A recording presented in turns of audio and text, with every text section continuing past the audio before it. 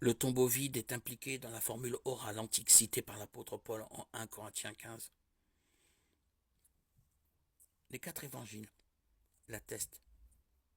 Mais le premier à le mentionner est Paul, dans sa lettre à l'église de Corinthe, vers 55 après Jésus-Christ.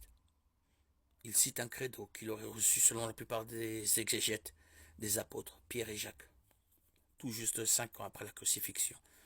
Galates 1, 18, 19. Paul écrit: Je vous ai transmis avant tout le message que j'avais moi aussi reçu.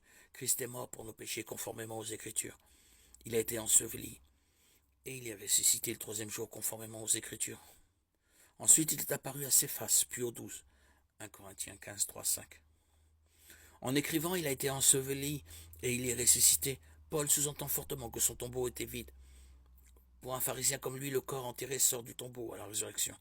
Le fait qu'il s'inspire certainement des apôtres de Jérusalem qui étaient des témoins immédiats des événements montre que le tombeau a très certainement été trouvé vide et que ce fait était connu de toute la communauté chrétienne primitive. L'objection courante selon laquelle Paul ne parle pas d'un tombeau vide s'effondre quand on constate qu'il enseigne par ailleurs la résurrection physique de Jésus. Romains 8, 11, Philippiens 3, 21.